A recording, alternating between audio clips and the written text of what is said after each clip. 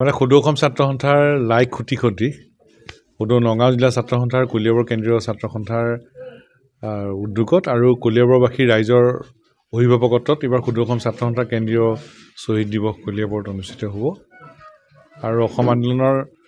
জাতীয় শ্বহীদসকলৰ প্ৰতি শ্ৰদ্ধাঞ্জলি জনাই নিৰ্যাতিত ব্যক্তিসকলক শ্ৰদ্ধা জনাই অসমত খিলঞ্জীয়া মানুহৰ প্ৰভুত্বৰ সৰ্বকালৰ কাৰণে নিৰ্ণায়ক অধিকাৰ নিশ্চিত হ'ব পৰাকৈ শক্তিশালীভাৱে ভৱিষ্যতৰ কৰ্মপন্থা নিৰূপণ কৰি আগবাঢ়ি যাবলৈ সংকল্প লোৱা হ'ব আৰু আজি আমাৰ সংকট ঘনীভূত হৈ গৈ আছে অসম আন্দোলনৰ সময়ত যিমান পৰিস্থিতি যিমান জটিল আছিল আজি তাতকৈ বেছি ভয়াৱহ হ'ল আৰু জনবিন্যাস পৰিৱৰ্তন হৈ গ'ল আৰু এই সময়ত আমি সকলোৱে সংকল্প ল'ব লাগিব যে এইখন অসম আমাৰ হয় আৰু এইখন অসমত বিভিন্ন জাতি জনজাতি জনগোষ্ঠী ধৰ্মাৱলম্বী লোকেৰে গঠিত খিলঞ্জীয়া মানুহৰ প্ৰভুত্ব থাকিব লাগিব সৰ্বকালৰ কাৰণে নিৰ্ণায়ক অধিকাৰ থাকিব লাগিব আৰু জাতীয় শ্বহীদসকলৰ প্ৰতি শ্ৰদ্ধাঞ্জলি জনাই যি লক্ষ্য আৰু উদ্দেশ্যৰ কাৰণে জাতীয় শ্বহীদসকলে প্ৰাণ বিসৰ্জন দিছিল সেই লক্ষ্যত উপনীত হ'বলৈ পুনৰ দৃঢ়তাৰে সংকল্প লৈ আগবাঢ়ি যাবৰ কাৰণে এই শ্বহীদ দিৱসত ভৱিষ্যতৰ কৰ্মপন্থাও নিৰূপণ কৰা হ'ব কলিয়াবৰৰ সমাজ জীৱন একেবাৰে সুকীয়া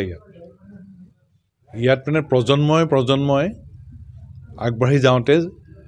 জ্যেষ্ঠসকলে ইয়াত আঙুলিত ধৰি শিকায় ইয়াত পৰম্পৰা শিকায় এটা সংস্কাৰ শিকায় এটা আধ্যাত্মিক চিন্তা দিয়ে ইয়াত প্ৰতিখন ঘৰতে কিন্তু এটা আধ্যাত্মিক চিন্তা দিয়ে আৰু এটা সংস্কাৰ দিয়ে আৰু ফলত প্ৰজন্মই এই আধ্যাত্মিক চিন্তা আৰু সংস্কাৰটো লৈ সমাজখনৰ কাৰণে জাতীয় জীৱনৰ কাৰণে অসমখনৰ কাৰণে কাম কৰিবলৈ শিকে আৰু সঠিকভাৱে আগবাঢ়ি যাবলৈ সক্ষম হয় আৰু আমিও ছাত্ৰ সন্থাৰ আঞ্চলিক পৰ্যায়ত যেতিয়া কাম কাজ কৰি আছিলোঁ কেন্দ্ৰীয় কমিটিলৈ আহিলোঁ তেতিয়া কলিয়াবৰৰ পৰা আমি শিকিছিলোঁ আজিও শিকি আছোঁ গতিকে আজিৰ প্ৰজন্মৰ ছাত্ৰ সন্থাৰ সদস্যসকলক কওঁ যে কলিয়াবৰত যিসকল ছাত্ৰ সন্থাৰ সদস্যই কাম কাজ কৰি আছে তেখেত অতি সৌভাগ্যৱান তেওঁলোক কাৰণ তেওঁলোকে জ্যেষ্ঠসকলৰ পৰা অভিভাৱকত্ব পায় আৰু এটা আধ্যাত্মিক চিন্তা আৰু সংস্কাৰে আগবাঢ়ি যাবলৈ বাটৰ সন্ধান পায় আৰু আমি ভাবোঁ যে সেইটোৱে একমাত্ৰ শক্তি আধ্যাত্মিক চিন্তাৰ এটা সংস্কাৰেৰে আগবাঢ়ি যাবৰ কাৰণে শিকিব পৰাটোৱেই এজন ছাত্ৰ ছাত্ৰীৰ এটা সাংঘাতিক এটা শক্তি নিজক শক্তিশালীভাৱে ব্যক্তিত্ব প্ৰস্তুত কৰি দক্ষতাৰে আগুৱাই যাবৰ কাৰণে এটা ডাঙৰ শক্তি আৰু মই ভাবোঁ যে কলিয়াবৰৰ সমাজ জীৱনে সেই কথা দি আহিছে